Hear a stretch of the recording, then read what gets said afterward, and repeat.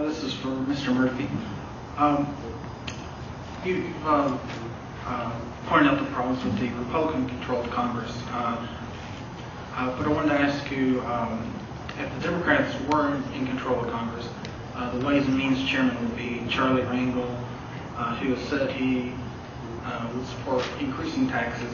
The Judiciary Chairman would be John Conyers, who has already written a resolution to impeach the president, which would not exactly change the tone.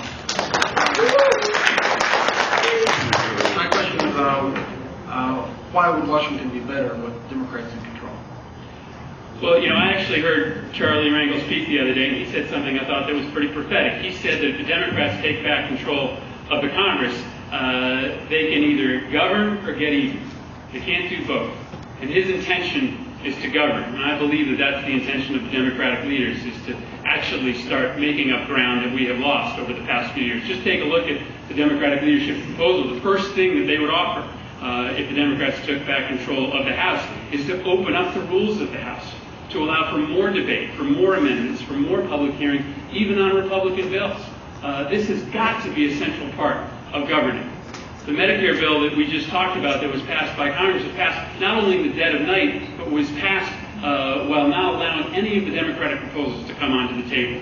But why have we succeeded in moving forward on stem cell research and drug importation here in the state of Connecticut while Congress has failed? Because we do things together. Because we put aside partisan differences. That doesn't happen in Washington, D.C. today. It doesn't. And I truly believe that the Democrats, should they take control, will live up to their word and that they will concentrate on governing rather than getting even. That's a lot of the reason I'm going down there. Listen, why did I run for office at such a young age? In part because my generation had just become utterly turned off by politics. They thought that what mattered more was whether you could score political points against each other instead of actually getting things done. I'm going down there to be part of the solution, not to be part of this increasing partisan bickering, which has turned so many people off from politics. Nancy? Well, first of all, I would like to mention, since you mentioned accountability, you should be held accountable for the fact that you voted to throw 23,000 parents off of Husky. And because you cut the outreach money so badly for Husky, and this isn't me, this is the Voices for Children, I think, report, 18,000 children were lost from Husky.